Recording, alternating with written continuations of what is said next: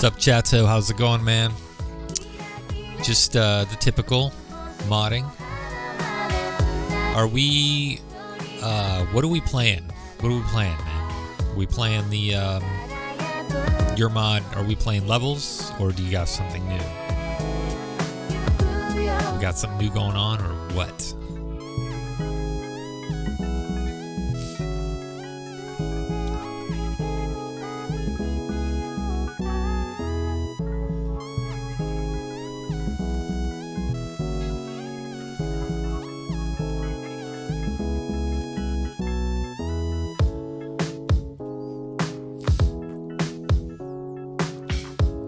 James Jacob, what's up, man? I'm actually going to be modding. Welcome to the watch party, I guess. It's really odd that it doesn't show up on my on the chat thing, so I have to read on the side. It takes a little bit to load, but I'll be modding our favorite little game called Divinity Original Sin 2. Which I have not played through, I'd say more than 12 hours of.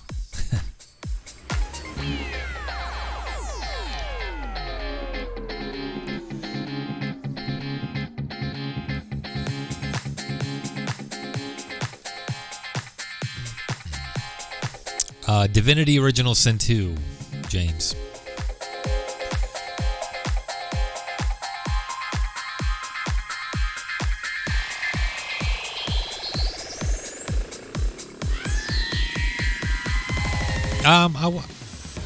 Chato, I'd rather play your mod, man.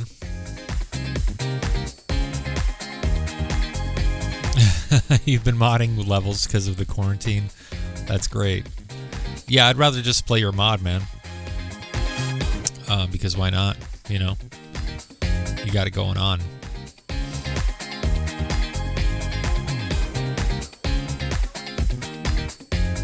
Because I want to know what's going on. What do you mean?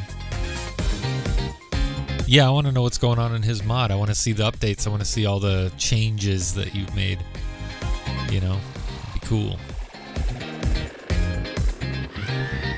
All right, we about to start in this. Let's do this thing here.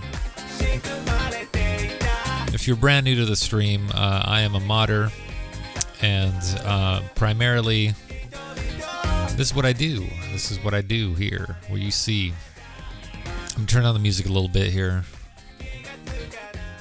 Got tofu beats going on. Man, I've been obsessed with this dude for like 3 weeks now. It's nuts. But at any rate, I gotta give a little intro to the people that have been here, you know, forever. They've seen this intro all the time, but actually I'm going to mute. I'm going to go ahead and pause the music here so you could hear and understand what's going on. I decided to create Chrono Trigger inside of Divinity Original Sin 2, and so if we go to the play, you might recognize this tune.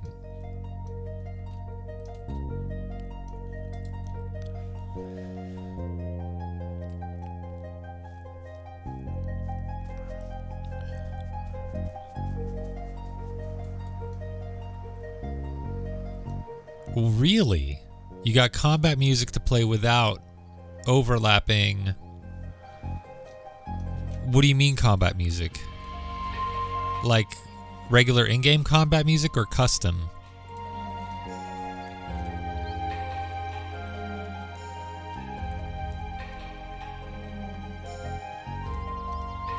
Because I'm interested now, my main man.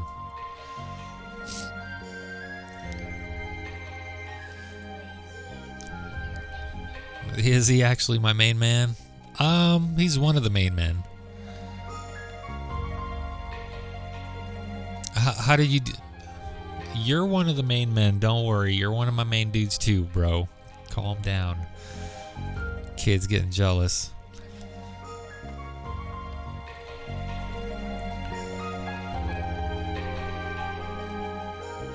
All the remakes going on. We got Final Fantasy VII remake. Well, trying to redo Chrono Trigger up in here. So that's more finished. than not, than the rest of the place that you're going to see and experience here in just a minute.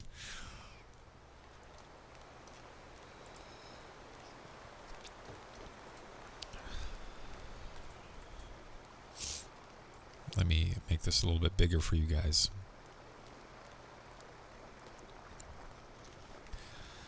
So how is that?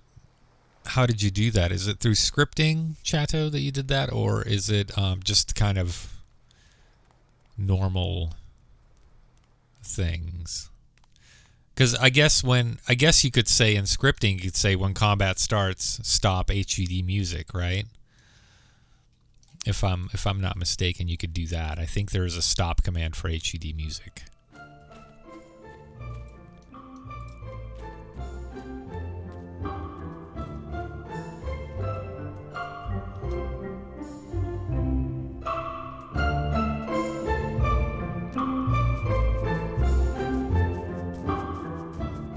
Okay. Mom has a boring Zoom meeting. Look at this kid. He just loves talking about it. So I'm not quite finished with this area, but this is going to be that first little town that you run into in Chrono Trigger. All the trees are not placed well yet. I haven't done any landscape adjusting, but these are the towns and shops that you'll be able to visit.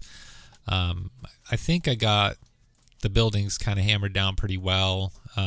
We'll be, populating these as well here coming up. So that's kind of the goal of this, but I do want to kind of show off a little bit more. The trees really give it, a lot more depth already, And we haven't even laid down the grasses yet. We haven't laid down any of the instance painting.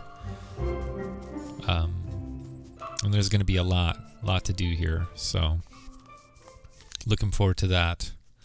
I have the music all set up and ready to go for the sanctuary. I haven't injected it in yet because it takes so much space. Music just does that, so I'm holding off until I get everything else wrapped up. I haven't rendered the map yet, so if you go to the map, there's nothing here yet. So it's kind of one of the final things to do is the map. Now I really am curious where I am. Without a map, it's difficult to know. Okay, so here's the sanctuary, right? Nothing here yet.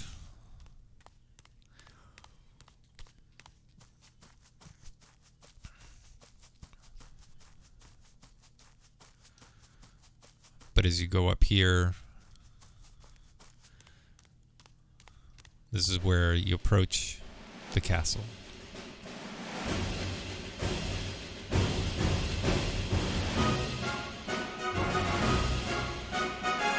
Yep. And this should kind of look familiar. It's kind of the entryway, with guards posted up. I do need to make I just realized that this is not see-through, so you don't see when you walk in. You don't get to see yourself walking in.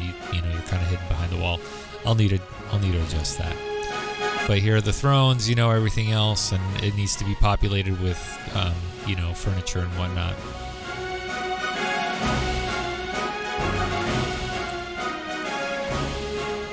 But that's the castle. Divinity Original Sin 2 is kind of limited on camera. This is it. This is all you got. This is the same camera Baldur's Gate 3 will have. It's the same engine that it's made on, so you're going to have a lot of the same stuff. But, yeah. All right, now back to some Lonely Nights. Tofu Beats. All right. I wonder if I can mixer here. Let's turn that way off. Alright, so today I just wanted to build up some more of this place, this area, and kind of, holy crap. Just kind of look around, make sure that this is looking alright. I did notice some spots that were a little rough. over here as far as like over here. This is a little bit rough. This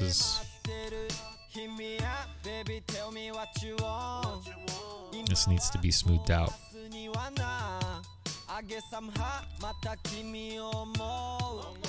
It's a big difference. You already see that jump between landscapes. So what did you include in yours, Chateau? I'd like to find out more. Is there a lot of surprises? Should I just wait? Should I just shut up and wait?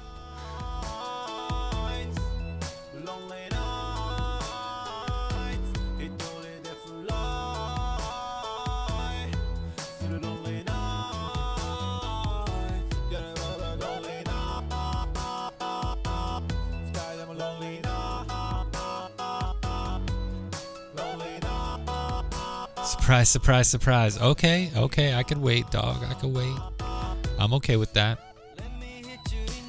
So what's really nice about this tool is you can see exactly what needs to be smoothed out. When you hover it around, you can see where all the sharp angles are and stuff. And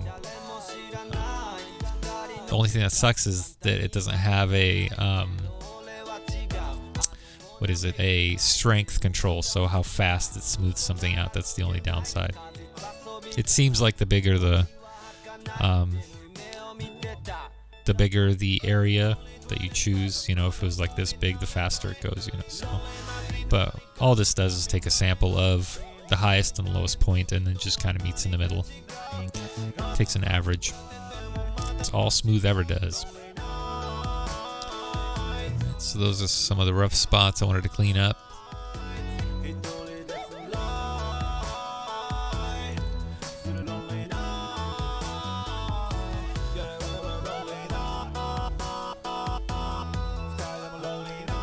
I don't remember if I am going to cut off any access to this area. I probably won't. I'll probably have it walkable just like everything else, because why not? What was I using? I was using some sort of tree. Oh my gosh. Sometimes that happens. Okay, we're using green oak.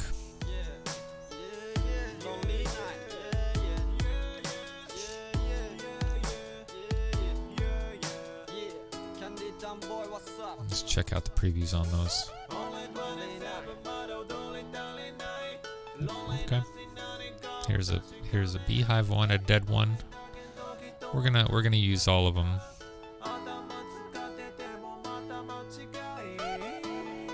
Even the red ones. Yeah.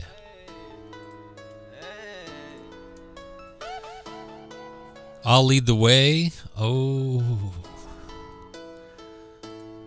Maybe I'll let Retro lead the way. Is he down? Have you checked with him? I hope he's down. I mean, I'd be happy to lead the way. I'll test the crap out of your stuff, man. I love pushing the boundaries. You know it.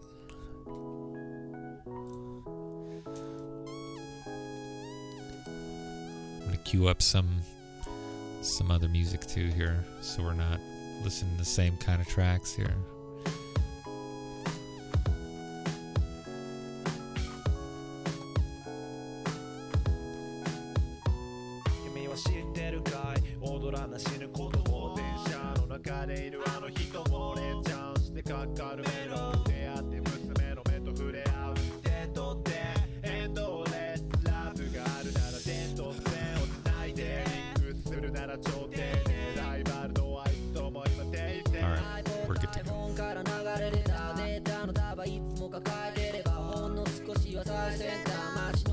Can you hear the music okay?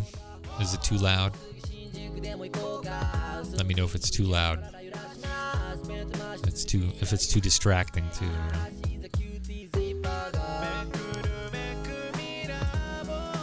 Spacing of the trees is kind of important. I don't want a tight forest, but I do want a forest.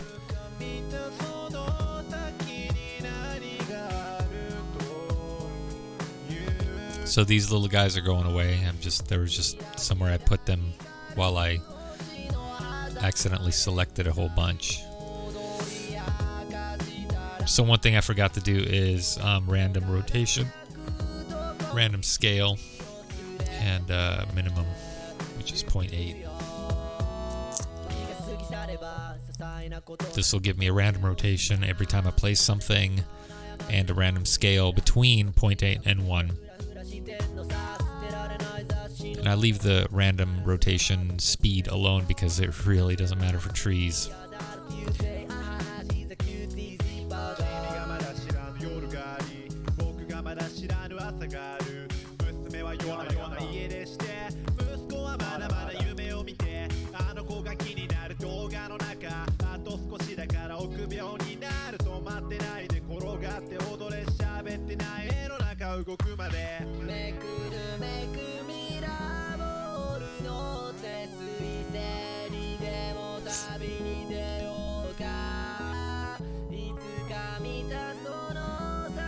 "200-word essay into the..." What?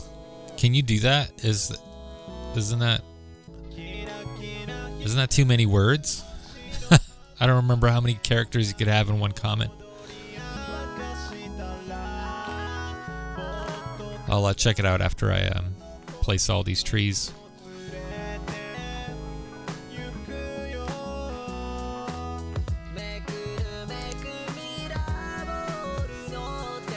And after all these trees is going to be rocks. Great, huh? Yeah.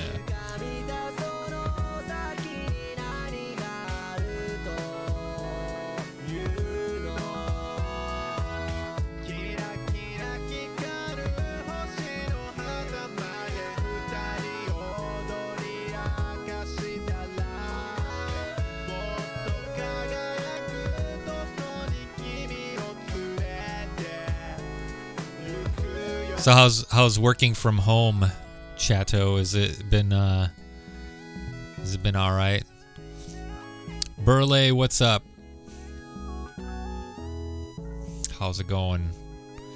I wish that your waves and comments popped up on my screen, but it's not working for some reason, and I kind of wish it did, so you could see the ongoing chat. You know, it'd be nice.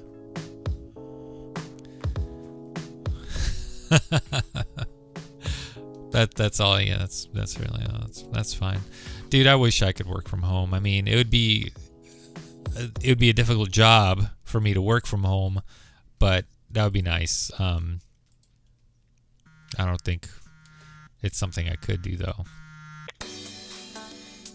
All right, music change. There we go.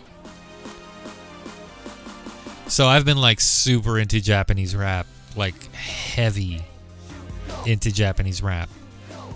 I don't know if it's apparent.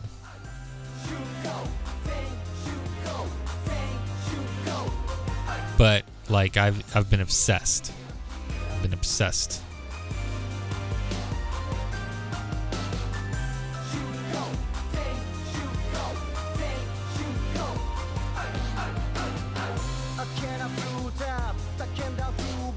I get on that train once in a while.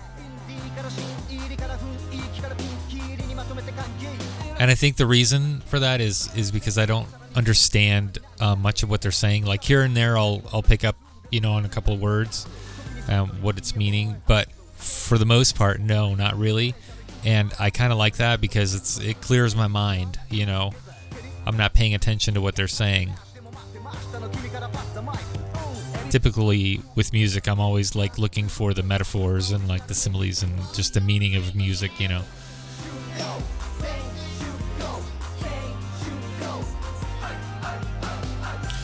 Yeah, I don't know if you guys heard that, but he just said also, my dad also listens sometimes to garbage music. So I also listen to garbage music. There it is, garbage music.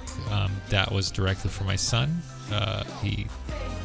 Coming from him. I listen to garbage music. Take that as you know. Is this garbage music? No? Good. Oh, yeah. Yes. Oh, I see what you mean. Yes. Sometimes I'm just sick of, like, listening to good music. I don't know if that makes sense to anybody, but I really I don't like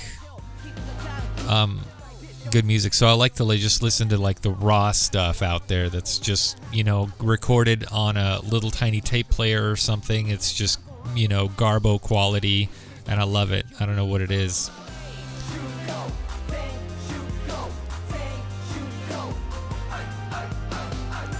I could probably put a lot of dead stuff. It looks like the dead trees and stuff really fit well over here, so I'll reserve anything that comes up as dead and put it out here.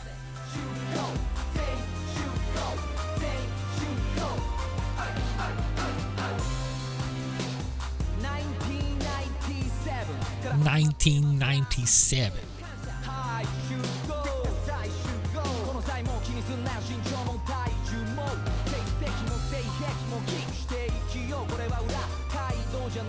Oops.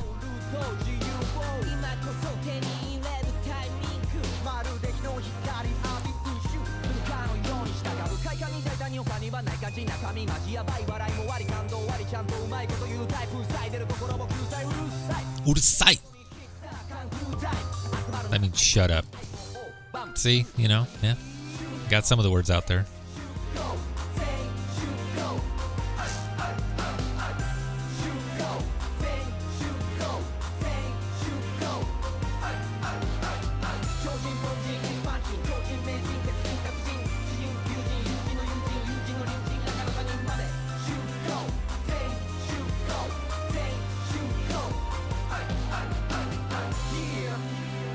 Yeah. This is Kick the Can Crew, by the way, if you're interested. Check out Kick the Can Crew. Love those guys. I've been a fan for years. They're awesome. I think they're one of the best in Japan, coming out of Japan, as far as rap goes and hip-hop. They are the OGs. They've been around for a while.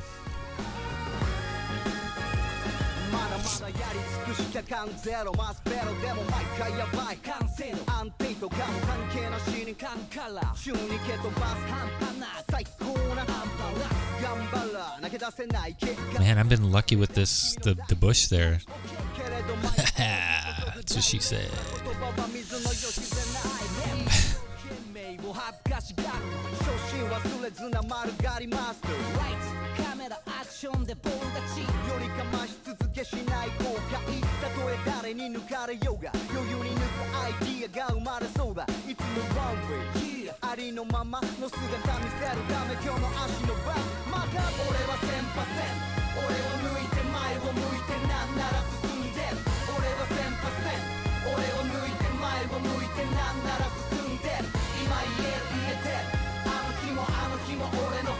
Whoa. Oh no.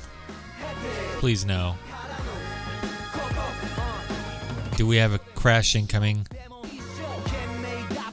Hands up. Hands off.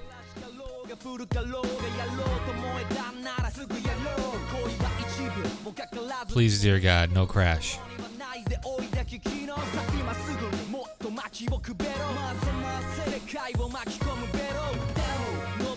I want to save. That scares me. When that happens, scares me. I just literally placed, I'd say probably 300 trees. I don't want to place them all again.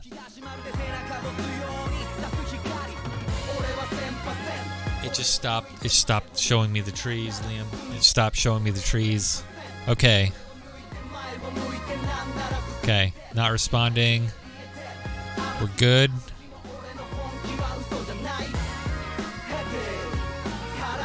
Okay, we got it. We're good. We're good. Holy cow, man.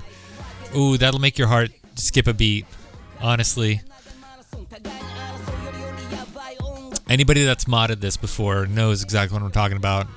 You will do so much work, and this is one of the worst features about this is there's no auto save, there's no warning to save, there's none of that. Like that, I really like that about Unreal is because it'll say, hey, saving in about 30 seconds, so be at a good spot, to kind of pause for a second. This has none of that. and you'll get into the flow of working, and you will forget to save, and you'll have all your AI, you'll have your maps, you'll have everything rendered, you'll have all this stuff put down, you'll have script written, and bam, something happens and it crashes and you lose literally everything. There is no recovery, there is none of that, and that's it. Yeah, it is one of the most frustrating things about this engine at times. They've really improved on it, but I think you could actually get a plugin for this engine made by, I believe, Norbite did something, or Windmere, or somebody made something out there that has an auto save feature, I believe, but I'm not really sure. I don't know, Chato, if you've heard of that or not, but I can not confirm or deny whether that exists, but I've heard it does. Oh, this is a good song too, right here, man. Man, it's killing it with the songs right now.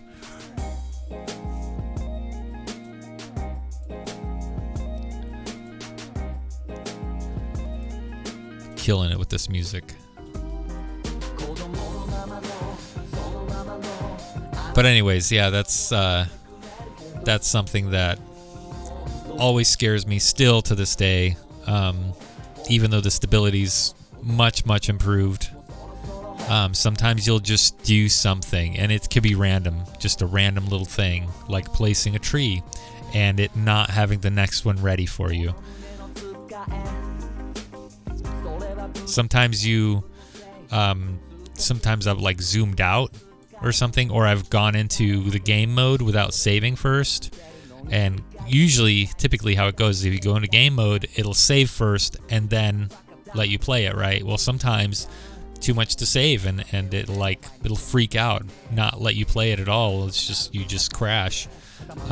It might have saved, it might have not. It's kind of one of those gamble. It really is.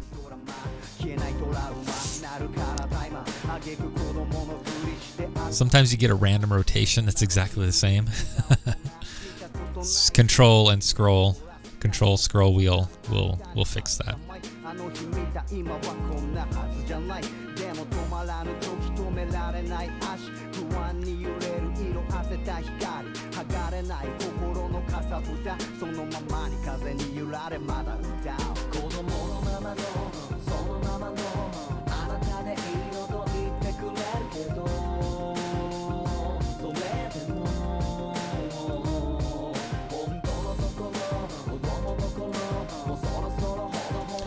So I kind of want some of the trees to kind of overlook like that.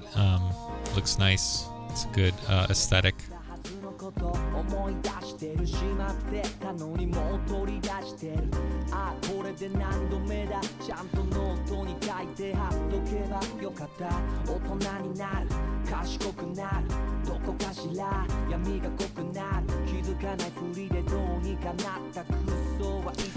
For those of you watching on Facebook, I'm also streaming on Twitch and YouTube. You can follow me on Twitch, Dima01.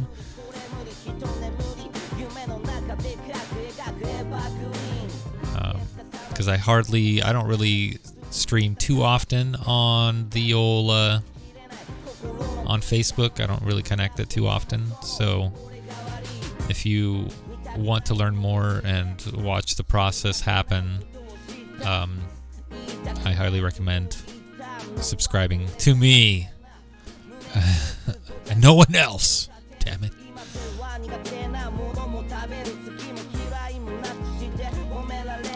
And you get to listen to this sweet rap.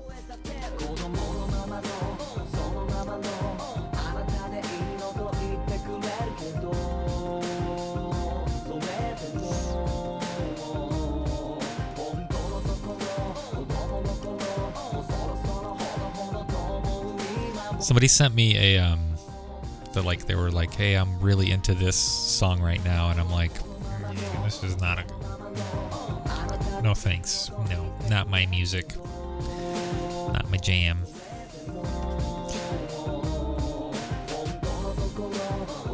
And it was like some weird love song or something. I'm like, this is awkward. I don't know. What's a... Oh, I don't know what it's called. It's just weird. It's not... I don't think it's What Is Love, Liam. What is love? You don't like that song? Baby, don't hurt me. See this problem right here? You see that? That happens. Save again. That was your high school banger?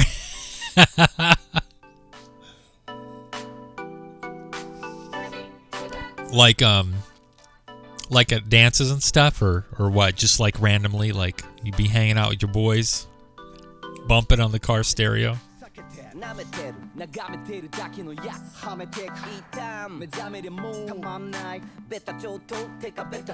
Oh, this that was just your song, huh? Yeah. Hey man, it's cool. That's, you know, whatever, man, that's cool.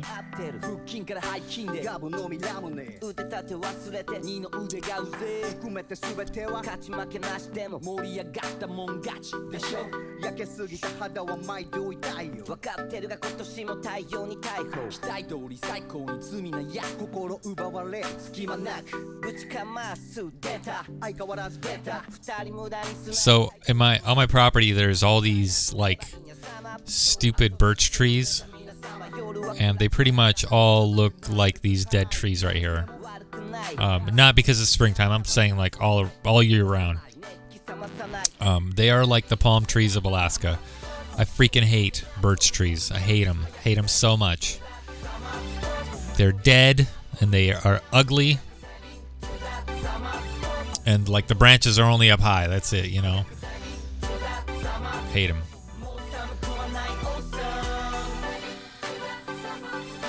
I want to get some oak trees, man. I want to get some maple trees up in my yard. That'd be great.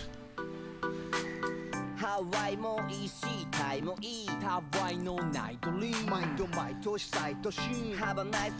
don't really remember what my jam was. I think there's a period of time, like a year or two, where I was into the band Live.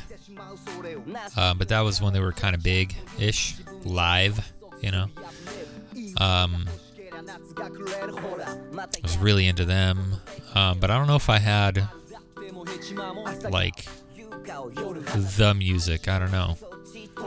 Elliott Smith I discovered a little late, probably my senior year, and I wish I kind of listened to him a little bit more until he stabbed himself in the heart twice. Until his wife stabbed himself in the heart twice. Because you know he didn't kill himself.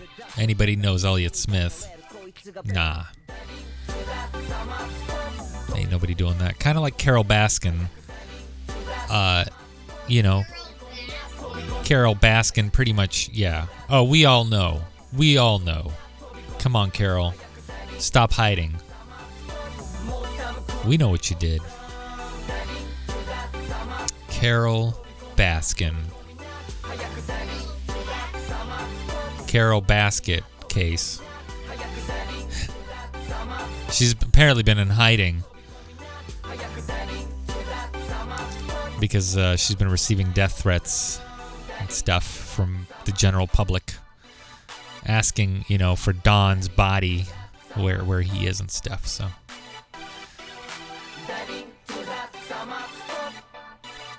If you're unaware of what I'm talking about Tiger King, of course. I have not seen the follow-up episode or whatever they released. If I had to choose out of everybody that was in that show, I would choose that Scarface dude, Kingpin dude. He was the only semi-normal guy there, you know, and he was smart about what he did, had security and stuff.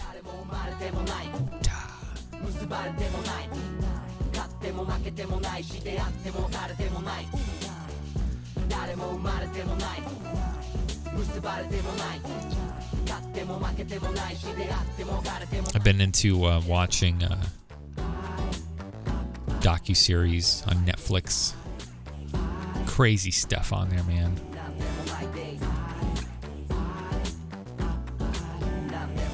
sheriff's department, they're probably coming to arrest me now that I say this, but the sheriff's department, total joke. Absolute joke. They are just no qualifications whatsoever. There's a show my wife's been watching. It's called 60 Days In. And I don't know how they must pay these. Maybe they do, maybe they don't. I don't know. But they get people to volunteer to go into their jail, into the county jail or the sheriff's jail, whatever it is, the jail, and spy on the inmates in there to get information. And they're in there for 2 months. 2 months. They somehow convince people to imprison themselves, to be snitches. Complete, like that is one of the most dangerous things you could do. If anybody found out, if anyone found out, which, then they televise it. What are they thinking, right? And they televise the identities of these people. Like, here's what their face looks like. The people that are trying to literally find out where the drugs are coming from. I don't know. This is an example of how stupid and unqualified the sheriff's department is, and just how like cowboy mentality. Like, let's just shoot from the hip on this, boys. We don't know the ramifications all that well. Let's just do it anyway. And I work in social, not in social justice. Oh my God, no, in criminal justice. I work in that field. That's me, and I am super against how the sheriff's department is handling anything crime related. They absolutely will throw innocent people in jail and in prison for no reason. And I'm just surprised that they have innocent people, civilians, walking into their prison voluntarily, putting themselves in the way of, in the harm's way. That's, and again, I hope they're getting paid for it. They say volunteer. Maybe they're like interns. I don't know, but that's insane to me. Absolutely insane. If you're new to the stream, also, half of it is modding. The other stuff is just tinfoil stuff. So, tinfoil hat stuff. You're going to hear a lot of that from me. Welcome to the mod stream.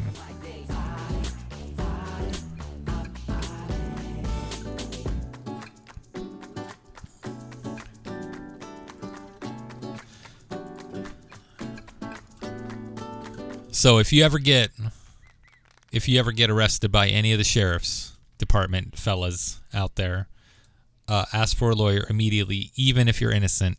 And trust me when I say this, even if you're innocent, because they will throw anybody under the bus. Anybody. They will pin something on somebody. Doesn't matter who you are, what you are. You could be walking across the street and they'll be like, "That's the guy. That's the guy we're gonna pin it on." So you need to get a lawyer immediately. They will put you in a shack with no cameras until you confess or something to a crime you didn't commit. And they will threaten. Nope. Their practices are not ideal.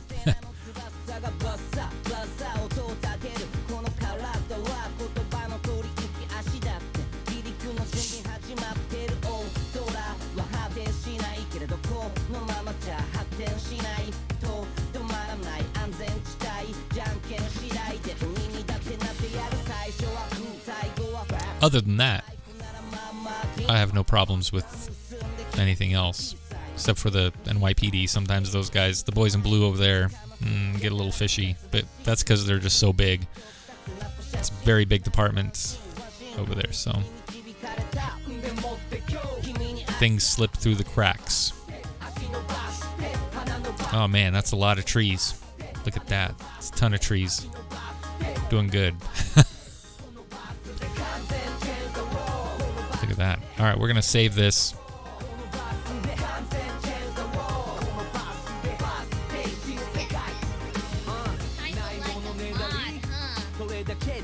Yeah, kind of like a mod.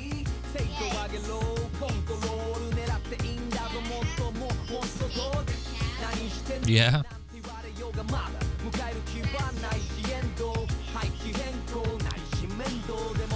All right, now part 2 of this place. Let's check out our grid panel. All right.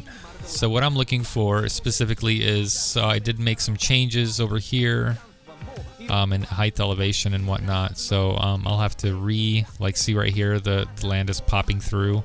So let's do a little quick partial gen over here.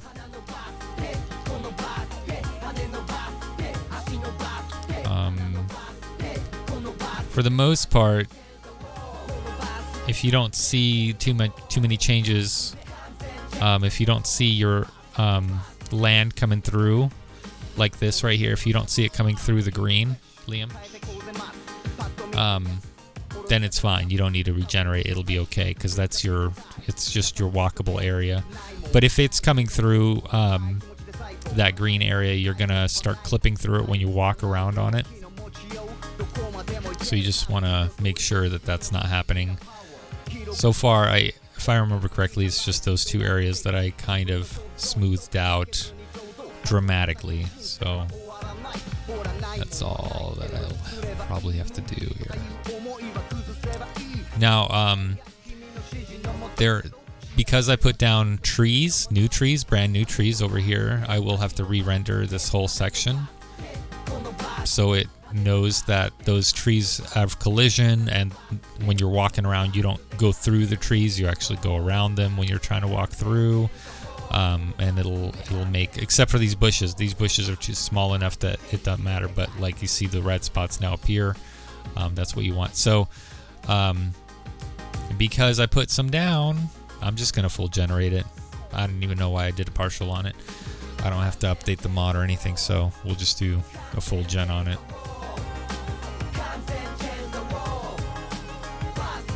And I'm officially out of coffee.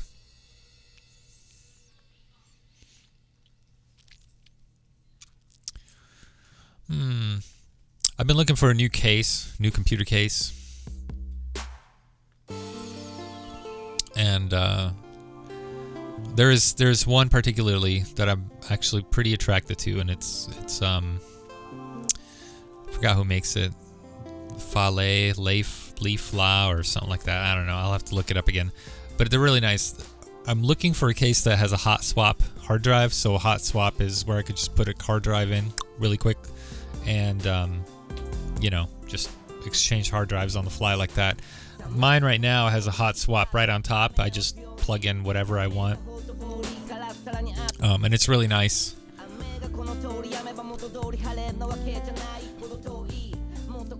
For like if I'm working on something, like my wife has stuff that I work on for her, and I want her to just have a separate hard drive so I don't have to do anything with her stuff.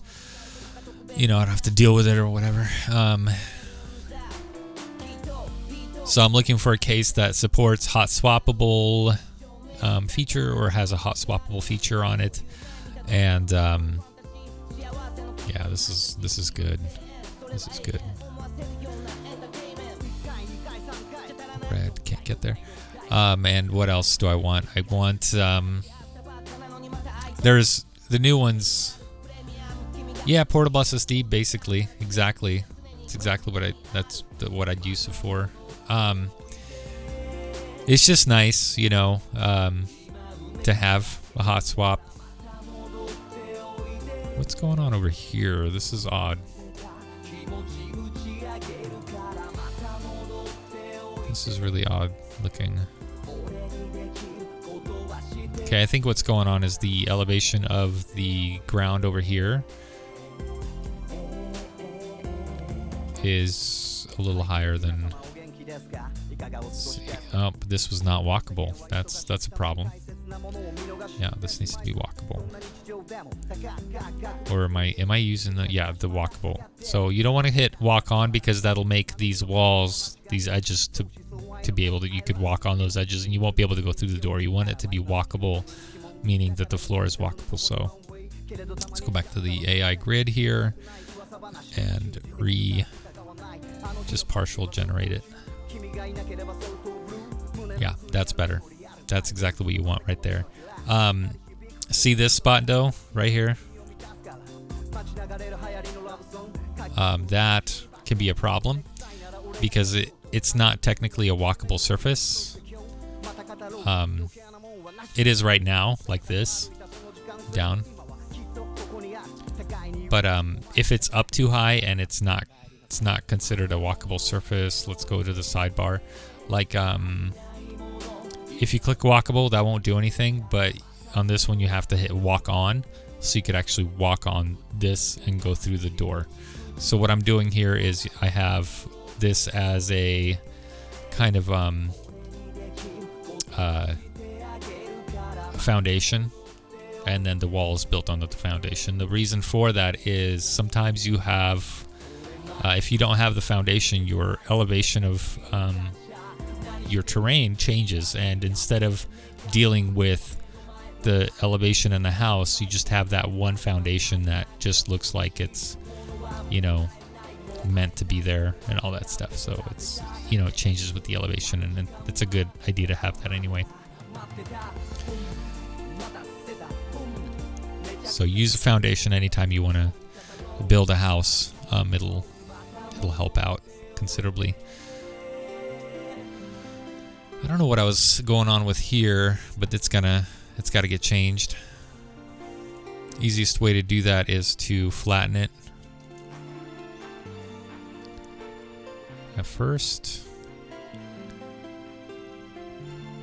and then let's change it down to this little guy here and pop these down just a little bit. Holding shift will smooth the terrain, or, you know, change your terrain tool into a smooth tool. And you just want to do little clicks on that kind of stuff, or on that kind of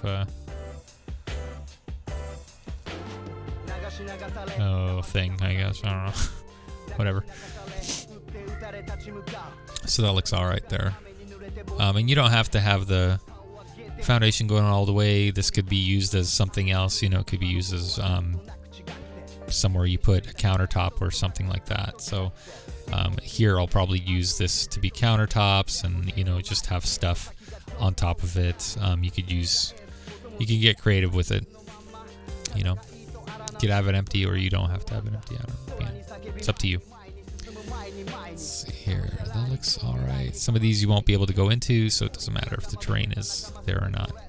So I want to check and make sure that everything is kind of, you could walk in there. So see, like this right here, can't walk in there because this is too high. I'll need a staircase to connect the thing. And also, if you notice, this is not a walk-on surface, so like you can't, it's not walkable. So click that walkable, make sure these are all walkable,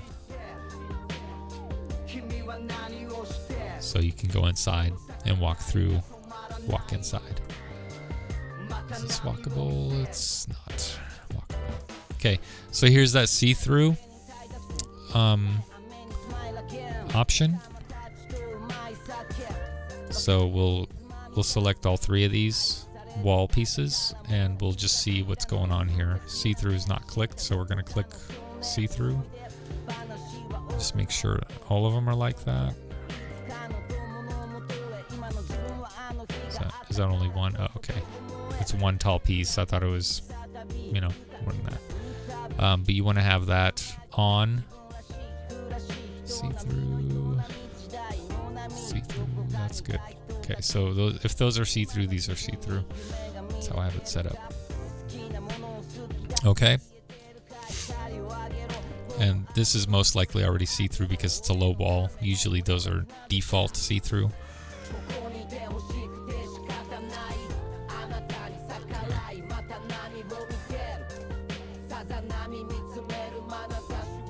So let's work some magic.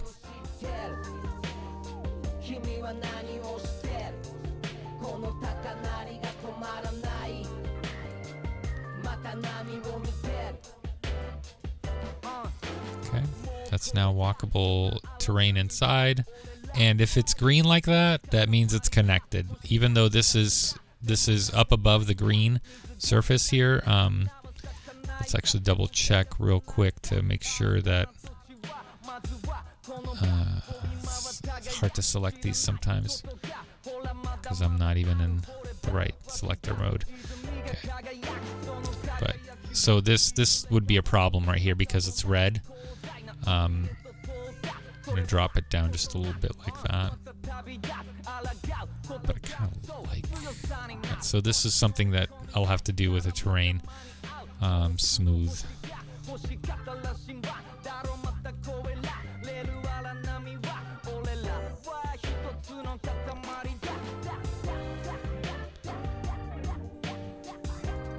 Like that. So this way it'll you could walk it a little bit easier. Partial terrain gens also are faster, you know, obviously because it's only generating that little one area. So let's get this show on the road. Now it's going to stay red because this is just too tall of a gap here. It's just too tall. It's too high. So it's not going to connect. Okay, and then I'm going to redo this area. Regenerate this area. So that looks good. Even the walkway into the house looks good. Okay.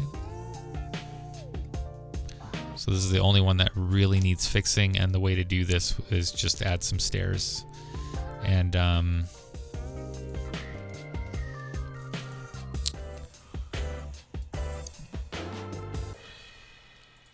you don't want anything that's clickable, like dynamic. You don't want that because those are, when you put that in, what that does is it has a little use script on it.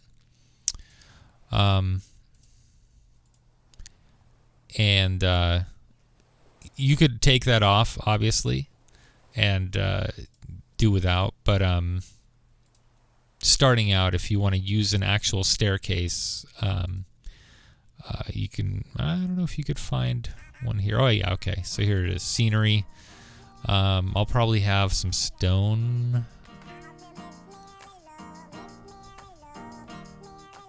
Stone walls. Here we go. So this is from DOS1, if you could see that. This is from Divinity Original Sin 2. These are assets directly from that game. I could probably use those. These are references if you want to put on your own.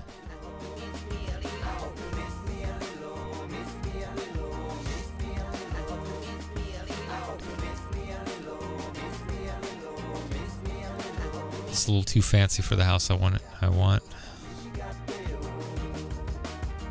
Way too fancy.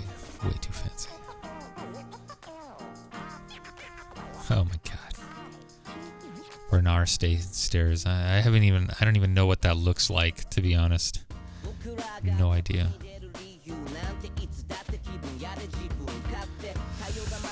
Will I update this? Probably not. I don't. What do you mean update? Like upload what I have? No.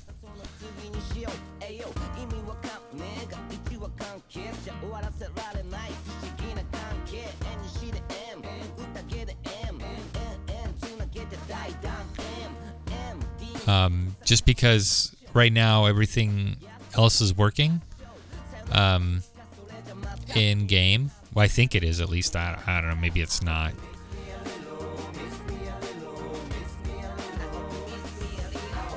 So the reason it did that was because I have the random rotation on still, and I forgot to check it off. All right, so this is good there. Let's see if I have to drop this down. I'll probably just do something like that. Why do you ask, Chateau?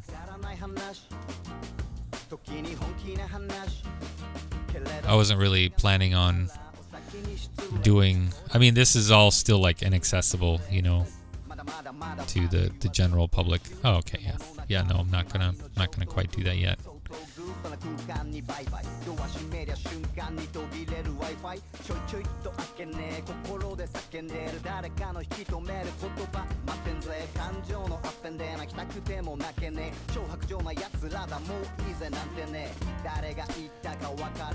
Bam, boom. Seed Philo. Oh, look at that. So this, for some reason, likes to be walked on right here. Look at that. Isn't that weird? Isn't that strange right there? Look at that. So when you run into something like that, you could paint a movement and you could block it. I use the square paintbrush because it's easier, but just use the block so you don't, so people can't walk on that and get carried away and start glitching out your crap.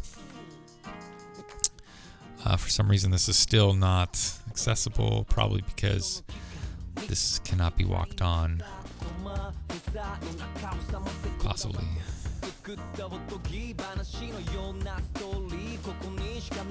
Let's do that. See if that changes anything.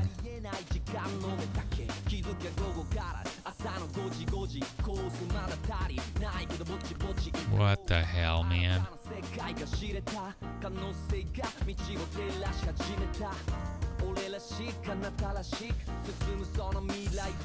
There we go. So now we're inside. We're good.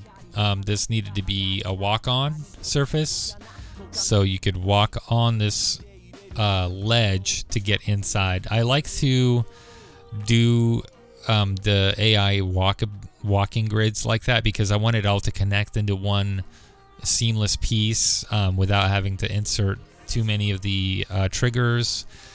I could have done it that way with an AI seeder. I don't really like to do that if I could avoid it. I don't know. I like things being connected properly, I guess, if that makes sense. So like places like this, steep areas where it looks like, oh, you could just walk down here. It's kind of an awkward. Let me save and show you guys when I walk around. It's kind of too steep and it's too awkward. So I like to cut off those edges as a non-walkable area. See, because you shouldn't. I don't know. It's just too. For me, it seems too steep. Maybe it's good enough. I don't know. This also looks odd. The water looks really odd. I wonder why. Oh, it's the atmosphere that's doing that. Okay. Yeah, it sucks. So what I'll probably also do is after I've done the AI generation, I'll probably get rid of the sheen water. The water that's giving off that crazy sheen. I'll probably get rid of it because I won't need to redo the water or the AI generation, but that's like literally the last thing I'm going to do. And I'm not going to get rid of the water. I'm just going to drop it way down below the terrain layer because in case I need to regenerate again, I could raise that water back up and have it regenerate with the physics there. Because in some areas, like back here, I think that it didn't take very well. But I don't want it to clear out completely. So I guess one of the next things is placing rocks and making the scenery. And this is another thing where it's going to have physics. And so we'll just kind of scroll through and see what we have to use as far as boulders go. I like rocks in things, in areas. Kind of one of my favorite things here. Let's see. Prefabs are also a good spot for that. Cliff edges are a little much there. I like the big assemblage of rocks like that. You could put one down and it'll be just, enough to kind of give it that cool effect of places, or whatever. So I'm going to do that. I'm going to just select all the ones that are non-mossy. even go down to the smalls. And we're not going to put very many down. We're just going to see what we have here. We're just going to check it out. There's plenty to choose from. Oh, look at that. Even trees. Nice. Oh, man. All these packs. Perfect. Pine trees, poplar trees. Poplars are a little bit... They're all right. Let's see. Big. Okay. So here's where it gets, like, really cool, you know. In the game, this is the majority of what's actually covering the ground. It's actually, you know, your stuff. Christopher Maynard. I am AK Silverfish 23. Okay. Cool, man. Welcome to the stream, AK Sablefish 23. I know you're not. It's a 907 Gamers thing or something. I don't know. We're just going to place these kind of scattered around. But primarily in Divinity, this is what you're going to see a lot of. You're going to see the ground covering with this, cliff edges, all that stuff.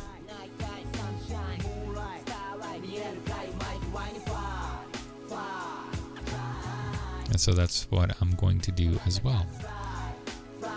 So it's rotating all that stuff on me. I need to uncheck that. Random rotation off and random scale off. Actually, rotation might be fine. We'll see. But it's rotating all the... It looked like it just rotated all the items on me. So, I don't know. We'll see how that works out. Looks fine there.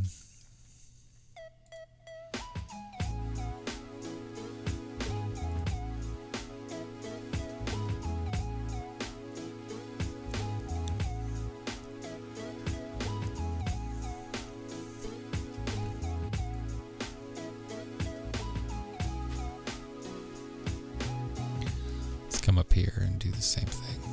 Put some junky junk. This side needs to be kind of heavy with it because of a cliffside, and it's not. It'll just, you know, it won't be very pretty if you just have blank terrain area. So I'm just gonna load up this area with these prefabs. I don't want it too high because of the tree line, you know, so I'm not going to put it way up there, but, you know, probably this is probably the highest I need to go with it.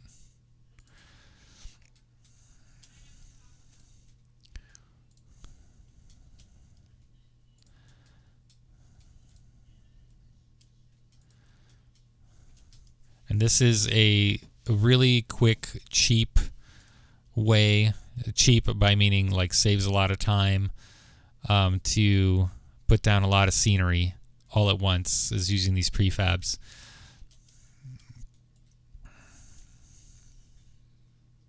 Oh, I guess you can't rotate that and make it stick. Nope, I guess not. It doesn't want to do that. And I'll show you how I do the rest afterwards. Pretty awesome. It's pretty simple. One of my favorite things to do, actually, as long as you don't have an overloaded, you know, massive amount of prefabs on top of each other. They're pretty good. It goes pretty nice. It goes well. It goes smooth.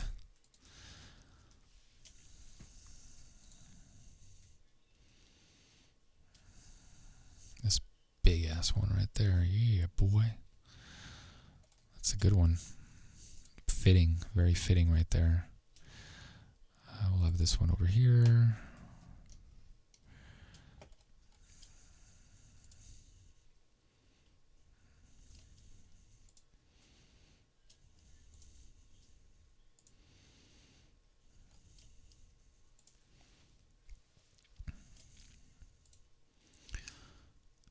Newer engines, of course, have some really great technology that allow you to do this mathematically, you know, just kind of random seed some rocks and trees everywhere, and then you could adjust where the paths are for walking and all that stuff. And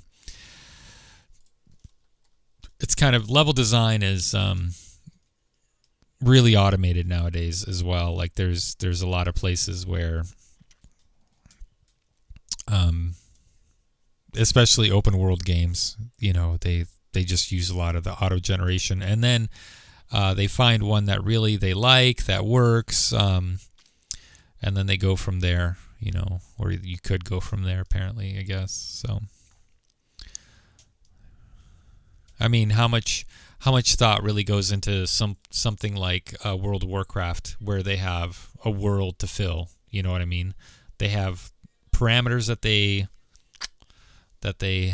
give it, and then it kind of randomly makes your world, and then they just adjust certain areas to fit, to look, the way that the lore may have described it, here or there. But it's kind of a lost art form to do this all by hand.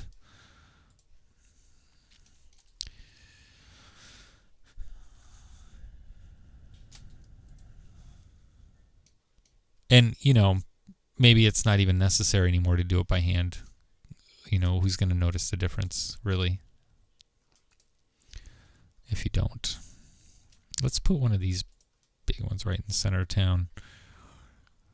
All right, I think I have enough down where I could start to really hammer it down and show you the magic of it. So when you put these down, these prefabs down, they're not actually down on the ground. They're floating, and most of them are like that, right? And you could double click it, and it'll give you the prefab, and you could lower it down to, wherever you want. Now, it's not all of it's going to lower appropriately, so you can take one individual piece, rotate it, and make it fit the way you want to fit. And what's great about it is after you're done, you could double click it and it's all still there. It's all selectable, and I love that. So you have it conforming to, that curvature of the landscape. You could do the same thing with this one. Move it around and then drop it down until you feel like, okay, this is a good spot. Or like right now, I just don't want to rotate it. So because the majority of the rocks are on this side, so we'll rotate it so we have that, and then drop it down.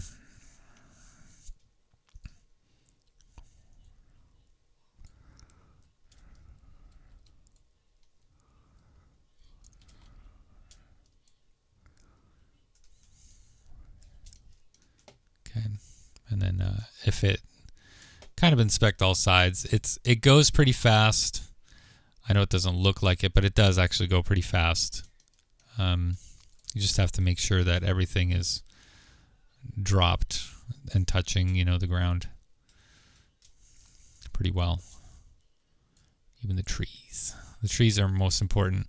You're going to have a couple of floaters out there, and that happens. And you're going to spot them. And the best way to avoid that is during game. You could, scroll around, pan around with your camera. You could also go into just game mode, camera mode. So you have the game camera, and this is the view that you get, right, from the game. And so even though back here, you have some weirdness going on. Oof, that wasn't supposed to happen. You could always adjust it and stuff. And sometimes, it's not really that important to get those areas because it's not necessarily something a player will see or care about. But there are some purists out there who do care about that kind of stuff, like me.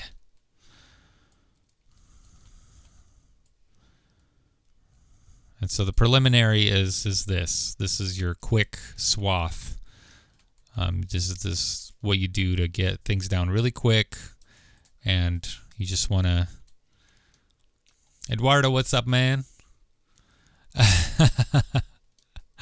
How's it going? You finally Finally.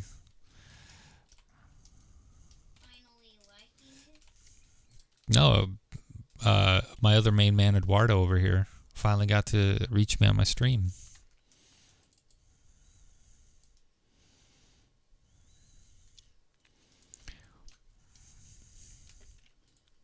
Yeah, if you have any questions, feel free to ask. That's a good time for that.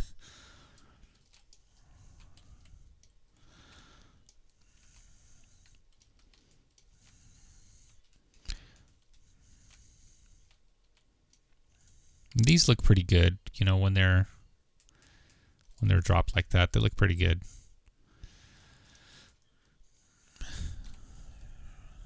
So, and I just travel piece by piece and drop it down, rotate it, do whatever. I really do whatever I want with it.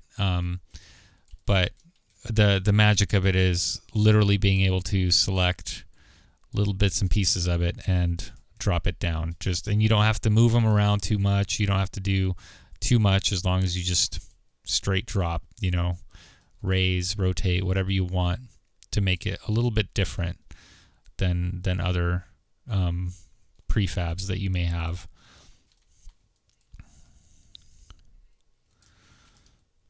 But that's kind of my secret to building quick areas, you know, or little tiny places. Especially cliff sides. I did DM. So my journey started, this whole entire modding journey that I'm on started because I was DMing a session, and I was not very thrilled with the amount or the I wasn't thrilled with how much they gave us to work with. It was very lacking. All the maps were just small, way too small, and I thought, well, how the hell am I supposed to DM this grand adventure with these tiny, tiny little maps? And so, you know, I heard about the engine. I said, okay, well, I'll create my own then. I'll create my own giant map that I could work with and do that. And so that's kind of where I set off. And then, you know, next thing I knew, I was making the campaign. I was making a whole big giant campaign, and that was kind of a undertaking in its own, you know, right. Because I remember when I was just starting out, I was like, you know what I'm going to do? I'm going to make my own, or I'm going to recreate this campaign. And people were like, whoa, that's kind of a big thing. That's a lot to take on. I said, yeah, but you know what? I'm going to commit to it. And I'm going to start it. And yeah, I saw it through. And now, you know, it's one of my biggest projects I've ever made, and it's continuous. It's continuing still. Extremely thrilled with it.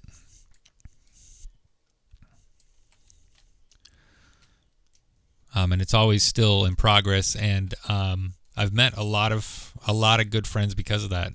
Chato's one of them. Reavers, the whole modding community in Divinity. And the Divinity Discord, you know, and they're all really good people and really good modders, a lot better than me, you know, very knowledgeable people.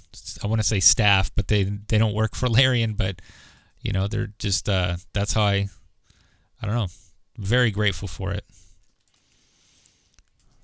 I have a love-hate relationship with the engine, but as far as the modding community goes, I'm very grateful for them. And if you get like any kind of like I don't want to say resistance, but if you have a question and nobody answers you, you have to understand that we have had those questions so many times, and it just takes a little bit of research or a little bit of time to just check it out really quick. And your question will be answered by you yourself, you know. So just invest a little bit of time checking out some of those basic questions before asking, and then you'll find it. This is kind of so the Chrono Trigger, it's not really a campaign. It's just kind of a small little addition, or I guess a Easter egg. Just something that people can explore on their own. Up in the future, just something I guess a little tiny throwback, I suppose. Hold on, let me get my volume mixer on.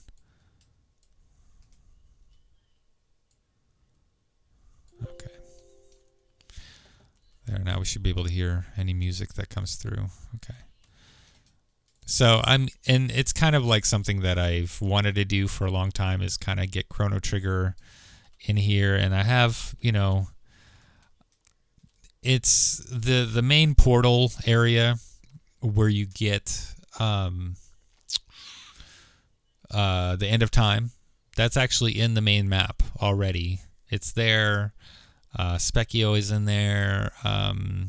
What's his name? Melchior is in there, sleeping away, taking a nap.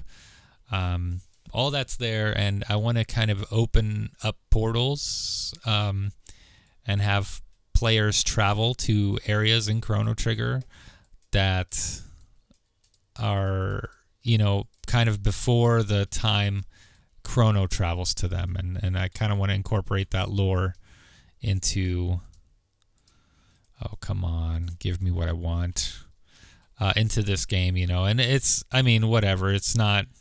It's goofy, it's silly, it's not really a canon or anything, and I don't really care if it is or not. It's just something that's the best thing about modding, is you could do whatever you want, and people either like it or hate it. Who cares? It's a game, and let people enjoy it, I've been playing the crap out of Final Fantasy Remake. Been enjoying that like crazy. Chrono fanfic, yeah. Liam, my son, just said that Final Fantasy Remake is way better than the first one. I have to agree. Than the other one. Which...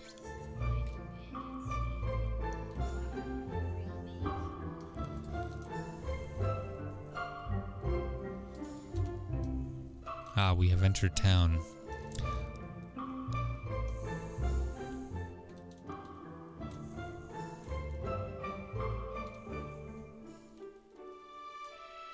Let's see if I have any...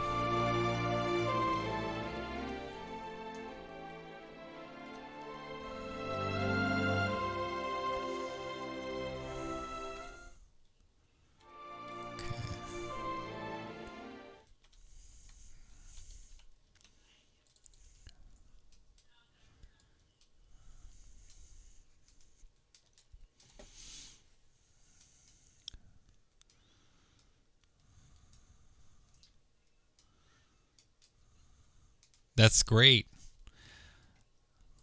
I really enjoy, I don't know. I think that there's two different mentalities on that. I really like just, I don't want to, emulating what we already know and what we already like into a different world. I like that stuff. I think it's cool. There was a... recent news, I think Kotaku covered it a little bit. There was a guy that recreated the first little CG scene from Diablo, the first Diablo, and it took a lot of time, and that's all he did was... No, I'm Dimablo, bro. I'm Dimablo. It's Diablo mixed with Dima. Makes Dimablo. That was one of my first viral videos, just so you guys know. Dima plus Dimablo, or Diablo, equals Dimablo. It was about Final Fantasy 11. And it was posted on G Prime back before YouTube was a thing. That's where viral videos were. We have an What are you thinking? What are you thinking, cat? You think you just come in here, bust open the door like you own the place, like you walked into a bar? Jeez.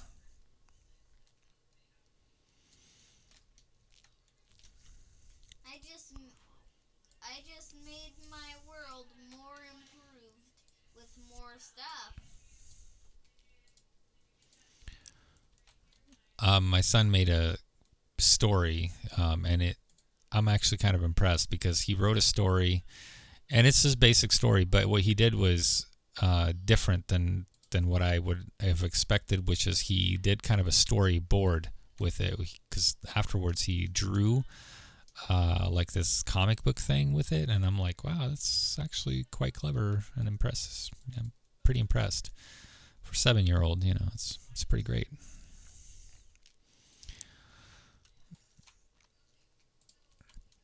Anyways, as I was saying, I like throwbacks. I like things that, games or gamers that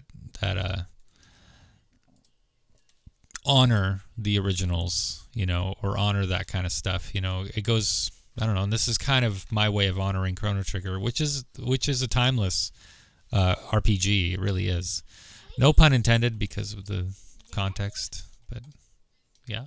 I realized something. What did you realize? That we're both having a castle in our world. Yeah. Yeah, I have a castle in my world, but it's all broken. A broken castle. Huh? That's cool. But anyways, the guy that created the Diablo thing, he just has just the one CG scene thing, and it looks pretty cool, and he did it all by, it's just a one-man army with him, just kind of like here. So, and of course I didn't create all of these assets. They were already made for me. I'm just kind of arranging them into something that makes sense, I guess, something that fits.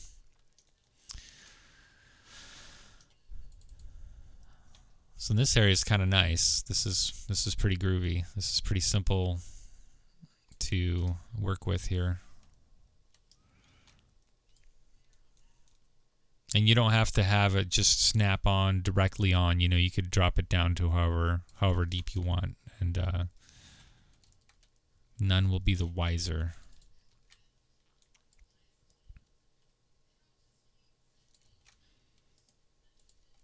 Just looks like it's naturally part of that terrain. So it's all good. It's all good in this hood. You could even rotate it afterwards, see what's a better fit,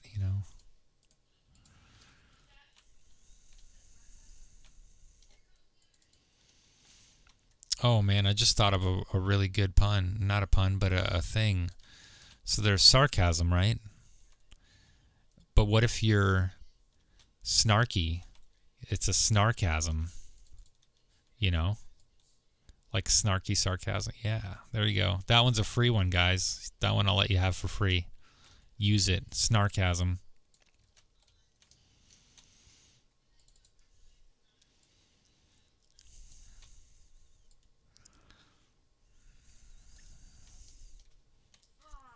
Yeah, prefabs really speed up the process. They help a lot. And if you're finding that it's too repetitive or something, you could always just move each individual piece around or rotate it or whatever you want to do. Like this needs to be like that, I think.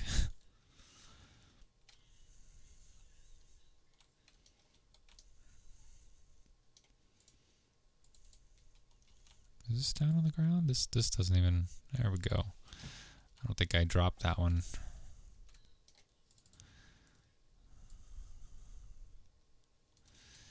Someday could I play your mod with you, Daddy? Yeah, you can. I think I'm still trying to resolve the save game issue. So on my adventure, this is kind of a weird... Oh, how do you make names of places appear in region? I've tried a tutorial from the wiki and didn't work. Are you talking about like when it's loading screen? It's a loading screen. So you'd have to go to the translator string key. And let's see here. So this is something. Okay. So the key is, this is the key, and this is the name of the level. And what it'll be is translated to content, and I named it Two Lovers Village. So it translates just like that.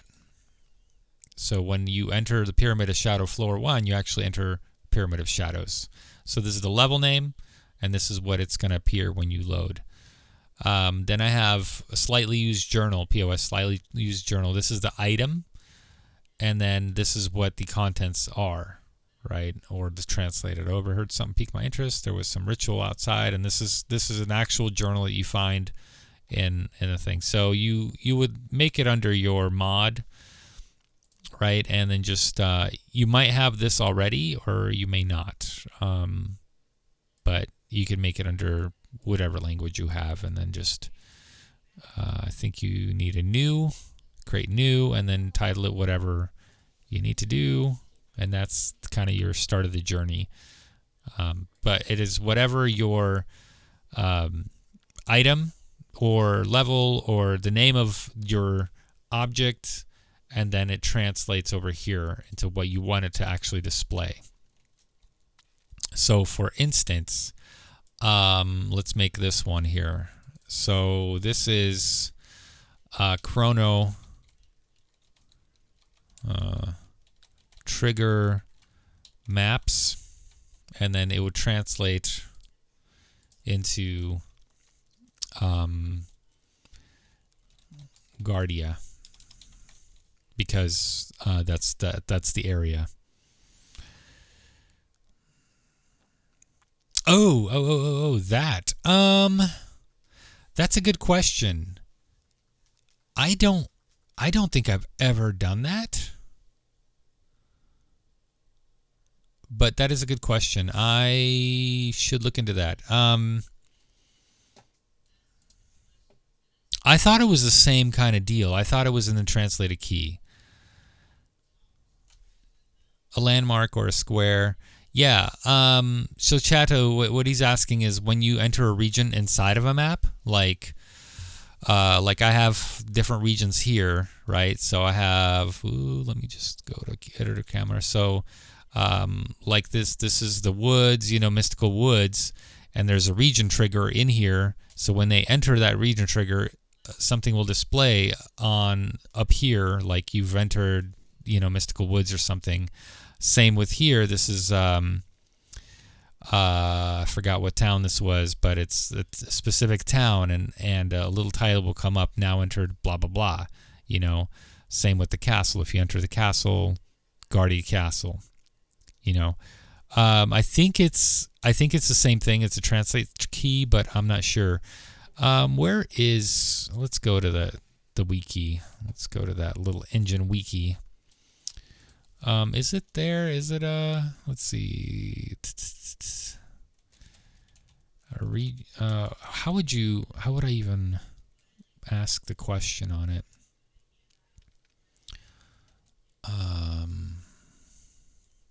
Let's go with region. Yeah.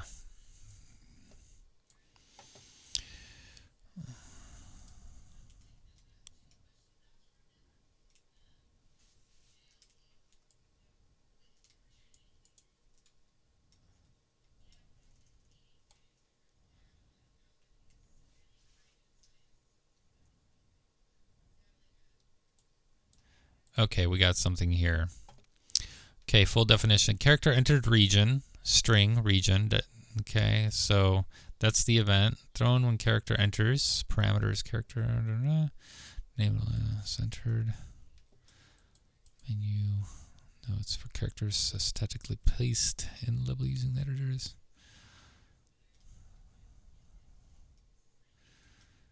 Oh, no.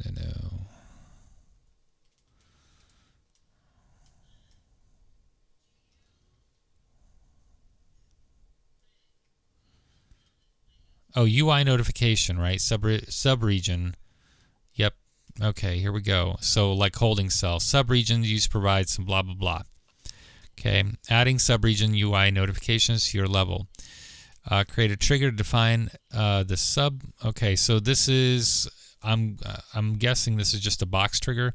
You could choose a simple box trigger or poly trigger to define the boundaries. Anytime a character enters this trigger, the subregion. Okay, ribbon text gets displayed. Unique name. Okay. Yep. Okay, define a DB subregion and story goal. So the subregion, the trigger, string, and integer. Okay, so let's see here. First argument is the trigger. The second argument is a string value that represents the key into its translated string key editor entry, where the actual display name of this subregion will be defined. Okay. So here you will make your subregion, okay, and then you'll have to do a corresponding translated key. So let's do it. Let's actually make that because that's not a bad idea to do. Let's see if it works. All right, so we just have like what, a box trigger? Is it a box trigger or an area trigger? Let's go back to that real quick. I think it might be an event. Let me see here. If it's an area trigger, then choose simple box trigger. Okay, poly trigger. Okay, we'll just go with the box trigger. Just put it here.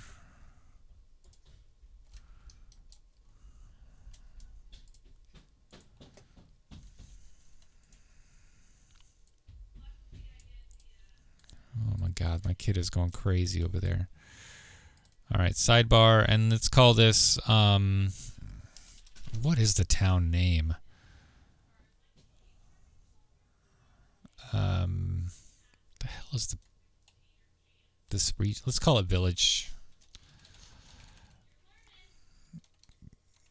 Or just, if it's like, you know, Chrono Village. So you have your name underscore village. Here it is right here. Groovy. Let's put up the script here. First time initialization of the script. Huh? Fly in the bathroom on the mirror. So, what are you doing? You stomping around? What are you trying to do? I want to get my stool. And you can't get it? Because there's a fly on Well, the mirror. just go and get your stool. What's the problem? It's not going to attack you. I'm not going to help you. That's ridiculous. He's afraid of a fly because it's on a bathroom mirror. Whatever, kid. Okay. You're about to hear a freak out. He's probably going to freak out because there's a fly on the mirror. He's a little wuss when it comes to bugs. I try to make him deal with it.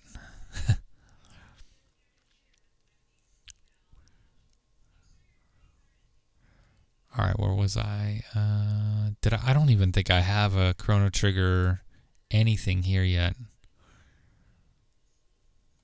Yeah, I just have. Okay. Okay, so I have end of time, custom music. Okay, I don't have anything as far as Chrono Trigger, so I'm going to add a new sub item. Chrono Trigger map. Right, so here it is. So just DB village,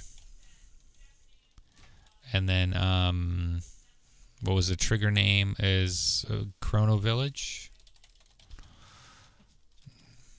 Chrono Village, right?